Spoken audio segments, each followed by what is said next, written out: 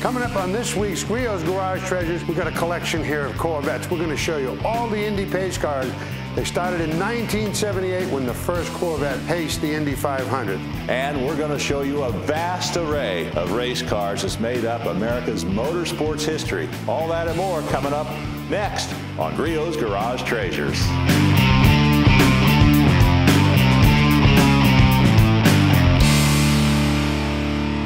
Hey, welcome to another session of Griot's Garage Treasures. You know, Sam and I are in Terre Haute, Indiana now at Don Smith's collection of cars, and it is beautiful, isn't it, Sam? Unbelievable cars here. They sure are, and we're also joined by Jeff Smith, Don Smith's grandson, and he's been kind enough to take us around and show us this fabulous automotive collection. You know, speaking of that, I'm going to see these pace cars. He's going to give me a little tour. Oh, okay. Well, while they're on a tour, I want to show you this one right here. You know, when you talk about race cars, you want to talk a little bit about the drivers who drove them. That's what makes them historic.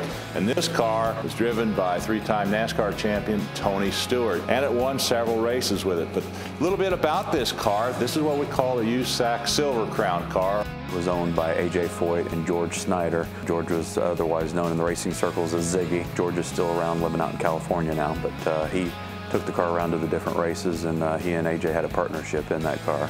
This is set up for asphalt. It's got a 410 Gertie engine in it. It uses a Beast chassis. It's running asphalt tires or slicks on here.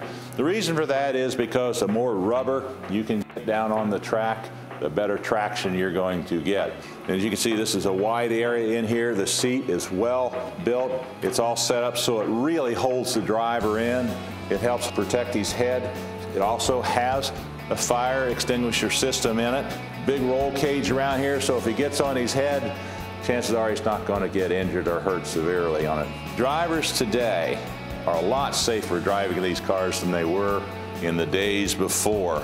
You can see this is a large tank back here. It'll hold about 75 gallons of methanol, or ethanol as they're using it nowadays. And they primarily ran on methanol is what the rule was, but there was always a lot of chatter that maybe it didn't always run on methanol, knowing how AJ and Ziggy always like to try and get the best performance they could out of a car, even if they pushed the limits of the rules. So that's the hearsay on that. So it'll hold a lot of fuel back here, which is a lot of weight. So when these cars run, say, 100 miles, toward the end of that 100 miles, these cars get pretty light in the back. So there's a lot of weight transfer in here. So the driver has to have a way of controlling that. Quite a piece of equipment. This could be competitive today. You know, it's pretty interesting. Corvette started in 1953. Here we have a 1978 Corvette. It's a T-top car. This is the first year Corvette was used as a pace car, the Indy 500. This was driven by Jim Rathman, who's the pace car driver. That was the year, of course, Al Unser Sr. won the Indy 500. Pace cars were probably running 120, 125 miles an hour when they're pacing the car. This is just a small V8 automatic car with nothing real special. They did make, I believe it was an L82 on very few of those limited edition pace cars, as well as with manual transmission. This particular car does not have the L82, and it is an automatic transmission, and it has, I think, about 2,200 miles on it. We've had it in the collection probably about 10 years. Bought it from a friend of ours here locally. But you know, this was a real pretty car, and this was a year when Chevrolet put this paint scheme on it with the black and the silver, the red pinstripe to make it jump, beautiful silver interior, really pretty nice little package. But Davey's got some real exotic stuff he's looking at. Hey, you know, one of the things that race car drivers and owners do is use innovation, and the reason they have to use innovation is because money drives it. My grandfather found that through a friend, probably about 7 or 8 years ago. And neither one of us had seen a car like that before. In this particular case, this is a Roadster built back in the 50s. Now, what is innovative about it is the engine they used, what we call a Ranger 6. This is an aircraft engine, about 440 cubic inches, developed quite a good horsepower. Thing of it was, these were very plentiful after the war. These were used in training planes. There's a lot of them laying around after World War II. You could pick them up for about 50 bucks. Been turned upside down that that's the way they ran them in the day. Both my grandfather and I said, you know, we definitely got to have that for the collection, so it worked out, made a deal for it, and brought it home to Terre Haute. And supposedly when we bought it, it was said that Chuck Yeager spent some time in the cockpit of that car, but I don't think he raced it competitively, probably more of a show car type thing or a parade. Now, the reason we call it a Roadster is if you look, the driver sits off to the right side, as you can see, and over here is the drivetrain off to the left side. So he sits next to the transmission or the drivetrain here. This way it puts all the weight of the engine and everything onto the left side, gives it better balance, lets it go around the corner a lot better. In the other types of race cars that we'll see, they're known as the uprights. That's where the drivetrain literally runs between the driver's legs. But as you can see, this is an interesting car. If you ever get a chance to get to a historic race, you may see some of these, or at least some race cars using an old Ranger engine. They cackle, they're a lot of fun. We're going to take a short break. When we come back, we're going to see a lot more antique race cars and pace cars. With more than 22 years of experience, Griot's Garage is car care for the perfectionist. Whether you're cleaning a daily driver or perfecting the paint on your dream car, Griot's Garage makes a full line of products to suit all your car care needs. From paint and upholstery to wheels and tires, leather and carpet, glass and chrome. Car care liquids made in the USA and backed by our promise. We make it, we teach it, we guarantee it. Have fun in your garage at griotsgarage.com. This edition of Griot's Garage Treasures is being brought to you by Griot's Garage, car care for the perfectionist. And by ARP, the world leader in fastener technology. And by Advance Auto Parts, service is our best part. Welcome back to Griot's Garage Treasures. You know, I'm having so much fun in this garage. I showed you the first Corvette. Well, this is the Indianapolis 500 pace car for the 2008 Indy, where Scott Dixon was the champion. It's the 30-year anniversary from the first year that the pace car was a Corvette in 1978, so it was a similar paint scheme. They built 500 of them, and fewer of those 500 were actual coupes. This is number 26. It's got 436 horsepower. It's an automatic 6-speed with paddle shifters. This car was driven by Emerson Fittipaldi. I think it has less than 1,000 miles on it. It was one of the Indianapolis Motor Speedway executive cars that we got our hands on. Very nice car, but a very nice replication of what the 1978 was as well. The car is absolutely beautiful. And as Indy's gone on, and the cars have gotten faster and faster, the pace car has to be more capable. Because these things here are pacing out about 140 miles an hour. And that's like when they slow down to 140, you know. So this car's really done a great job. I'm just like a kid in a candy store. I can't stop. Let's see what Davey's up to. Well, Sam's talking about pace cars. I've got the ultimate pace car here. This one is called the Bardahl Special, or better known back in its day, the Black Deuce. This was a car that was owned by Hector Honor out of Illinois. Now, this car ran in the IMCA circuit, which was another sanctioning body. It ran primarily in the Midwest, all the mile dirt tracks and half-mile tracks at the county fairs and stuff. But this car was one of the best. This was driven by Bobby Grimm, who won 4 championships with it. Won in 55, 56, 57, and 58. The Bardahl Special was the first race car that my grandfather purchased, and I believe he purchased that back in the early 1970s.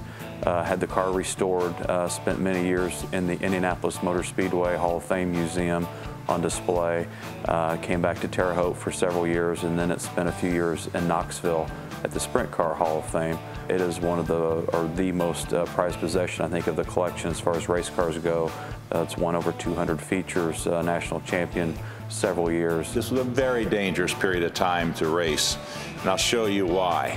Up front for the suspension, they ran a leaf spring, and they call it a cross spring suspension because, as you can see, it ran across the axle. It had a solid rear axle up front. See here we have 4-cylinder Offie in this, which is pretty standard for the racing engines back at the time. That's what everybody ran. And if you look back here, you can see that it ran a torsion bar rear suspension. The torsion bars ran alongside the chassis. It's called a parallel bar. But this is how they had the suspension on these cars. If you look at the tires, these were called knobbies. Very common back in those days. It's what they ran on dirt, and they could really tear up the dirt track as well. And they ran the ribs on the front. But if you look in the cockpit here, this is what's nice. No power steering like they have today. Took a big steering wheel, and it took a guy with a lot of strength to handle it, especially if you run a 100-miler. But you can see that the drivetrain runs right between the driver's legs.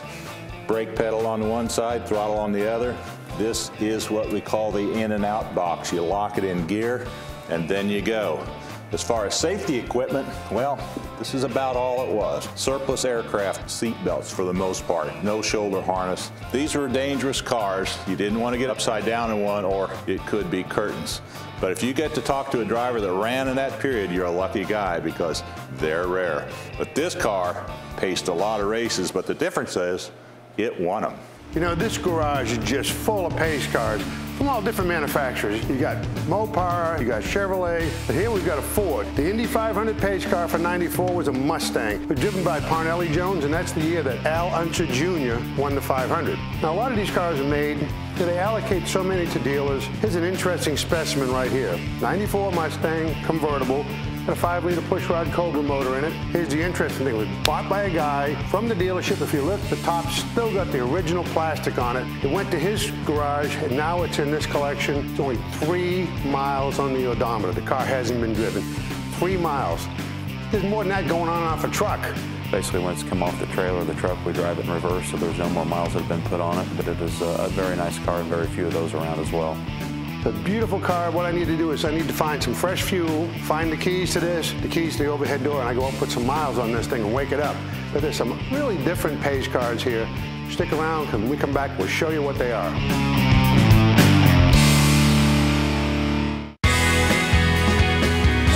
Griot's Garage is car care for the perfectionist. Whether you're cleaning a daily driver or perfecting the paint on your dream car, Griot's Garage makes a full line of products to get it done. From paint and chrome to wheels and tires, we make it, we teach it, we guarantee it. Shop for the hard-to-buy-for car enthusiast on your list and have fun in your garage at griotsgarage.com.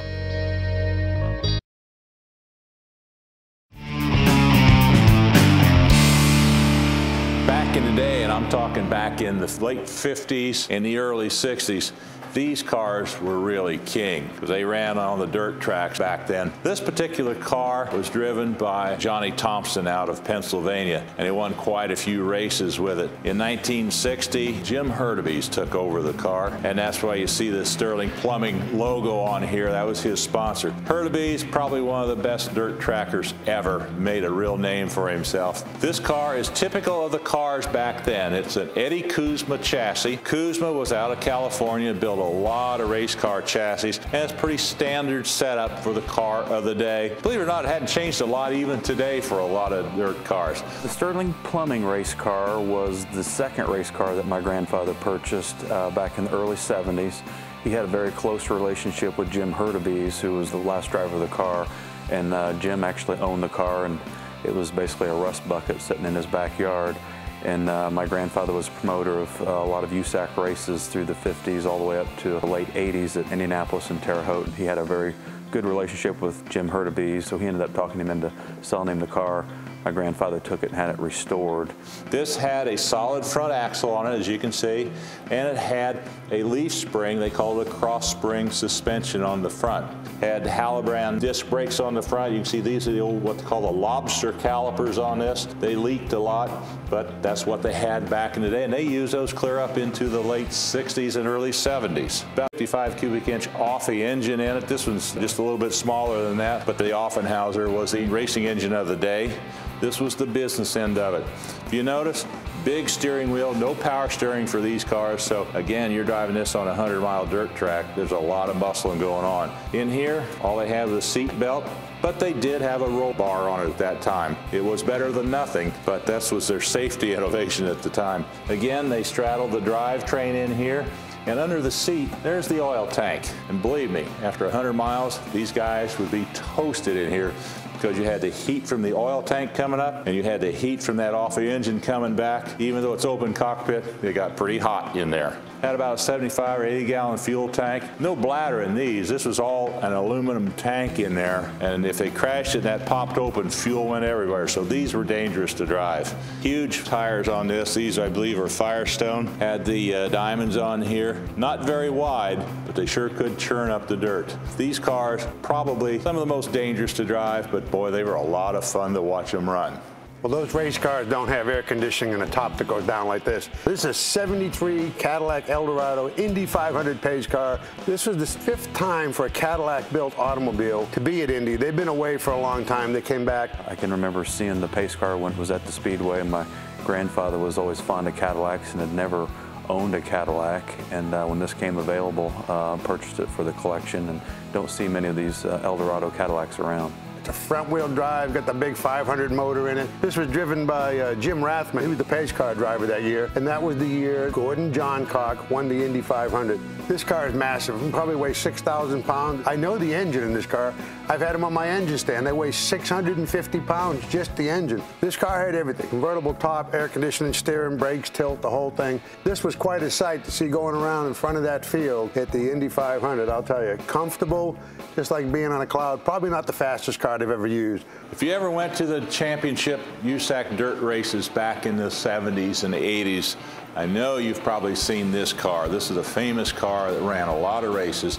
This is the Holt Del Rose car that was driven by Gary Bettenhausen for the most part, and A.J. Foyt Jr. They actually ran 2 cars for a couple seasons that were identical as far as the livery went, and Gary drove one and A.J. drove the other. And A.J. was doing a lot of IndyCar racing at the time and NASCAR racing as well, and had his own teams going on, so it was difficult to get him back to run a regular schedule, but when he did, it was amazing. When they knew A.J. Foyt was coming to town to drive the car, the crowd seemed to double, and as you all know, his magnetism and such a tremendous race car driver, he always put on a heck of a show in that car. This is a typical setup of the car back in those days. This car won USAC National Dirt Car Championships in 1980 and 83. The car has evolved a little bit since some of the earlier cars that we've looked at. It has what we call crossbars up front. These are torsion bars. One works on each side of the axle. Again, it's running a straight axle, which hasn't changed for many, many years. Works the best on dirt. This was a Grant King chassis. Grant was a chassis builder in Indianapolis, built a lot of cars for not only dirt track, but sprints and midgets as well, and he built Indy cars. Used a 355 cubic inch Chevrolet engine in this, the engine of choice now. Fuel injection on it, run with the mag. Car developed between 600 and 700 horsepower. You can see driver safety became a little bit more of an issue back then. Then they started running a cage, and they still do, but this was in the earlier days of the cages. They could get on their head in these cars and most of the time walk away with no injuries. Not too many controls. This car had power steering. You can see by the small steering wheel on it. Here's your fire safety system in it. You just pull this cable and push it, and it'll ignite your fire extinguisher to help put out a fire. This is what they call a dial-a jet. This allows the driver to richen or lean out the fuel mixture on these fuel injectors. And you'll see this on a lot of old race cars. The gauges here are mounted in rubber so that they don't vibrate, so the driver can actually read the gauge. Out here, you'll see there is a lever. This is called a weight jacker. That allows the driver to adjust the weight bias in the car as the fuel burns off. This is probably one of my favorite cars. I can remember growing up in junior high school and high school, going to the races with my grandfather when this car ran. His First Financial Bank was a sponsor on the car, which my grandfather was the head of the bank and had a close relationship with the car owners, as well as A.J. Foyt and Gary Bettenhausen. Won a lot of races, both dirt and pavement. So that was a fond memory of my childhood, to be able to follow that car and the races that it won and the championships that they ended up winning. Pretty neat piece of equipment, a real historic race car. We're going to take a short break. When we come back, we got a lot more coming to you here at Griot's Garage Treasures.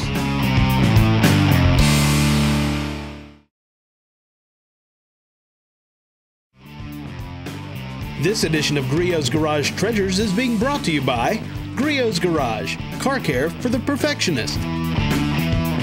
And by Advance Auto Parts, service is our best part. And by Low-Car Performance Products, quality, plain and simple. Welcome back. What we have here is a 1979 Indy Race Car. Here in the collection, they just put this car right here in front of this wonderful mural painted by a local artist, like most of the murals in this place. If you put somebody in the cockpit of this car and set a camera out there, it actually looks like they're down there with the whole field in the Indy 500. Now, we talked about Corvettes and Vipers and Mustang Cobras and so on. Here's the most unlikely car. This is 1983 Buick Riviera. Bought it 2 years ago from an individual that had it for probably 15 or 20 years in the Indianapolis area. Obviously, the rarity of it caught our attention, and the beauty of the car itself. You just don't see lines in cars like that anymore from the 80s, and as excellent a shape that this car is in that we decided we needed to have it for the collection. The official pace car that year was the Riviera. They were white convertibles. This car is one of one because the GM exec wanted a car, non-convertible, and of course he wanted this color combination, so they made it beige and kind of a cocoa color, a leather interior with suede inserts. If you look at the official pace car graphics, they're much more subtle than they normally are, but the nicest part is, to me, these are awesome wire wheels in this car. So it's a 307Y motor front-wheel drive. You know the real pace car was probably pumped up a little bit so it would go down the road. I'm having fun here in this garage. Let's have some fun in your garage. Griot's Garage wants you to have fun in your garage. Now, here's your car care tip of the week with Richard Griot. Hi, this week to have fun in your garage, we're going to talk about spray-on car wash. Spray-on car washes are waterless car washes, and there's a lot of questions, so we're going to answer all those right now. Griot's Garage Spray-On Car Wash is a great way to clean your vehicle indoors. Water restrictions, cold weather, and many other factors can make traditional hose and bucket washing very inconvenient. As it's sprayed onto the surface, Spray-On Car Wash penetrates to soften and lift contaminants from the paint surface. Then as you wipe dry, it lubricates the dirt particles so they glide off the paint without scratching. Is it green? Yes. Even the microfiber towels are green. Is it safe to use on your dirty car? You bet. Spray-On Car Wash is a true car wash, so you can safely remove heavy road film from all the surfaces of your vehicles. But be careful when working with serious road grime, sand, and mud. Clean from the top down, saving the dirtiest parts of your vehicle for last. Spray a liberal amount of cleaner on the surface and allow it to sit for about 20 seconds. Don't allow the product to dry though. Fold your microfiber cloth into quarters and gently wipe the area with light pressure using a wipe and lift motion. Using our microfiber spray-on car wash cloths is important because their soft fibers and deep nap holds the dirt away from the surface as you wipe it clean. Simply fold the cloth using clean areas as you work around the vehicle. Add an extra spray on bird droppings and heavily soiled areas. Once all the dirt is removed, use a clean, dry cloth to buff the surface dry. So there you have it. This is a fast, fun way to make sure you have fun in your garage. Whoa, man, oh man alive, look at that. They have everything here. Now, talk about a classic. These Cobras were classic. This is a replica, of course, but what they've done is they've added a 4.6-liter Ford engine in it, put a supercharger on it, making a lot of horsepower. Plus, the craftsmanship on this car is beautiful. I don't think I've seen one better. Classic with all the modern conveniences, Sam. This guy did a great job. It's got Sure did. Mark 8 running gear, independent rear suspension, but this 3940 built up here, this has got a 427 cubic inch small block Ford stroker, Corvette suspension front and rear. What a craftsman. Obviously, this guy has had a lot of fun in his garage, and I know we've had a lot of fun in this garage, haven't we? No kidding. This has just been a real eye-opener. Some beautiful stuff. It sure has. Well, you folks have a lot of fun in your garage. We'll see you next time here at Griot's Garage Treasures.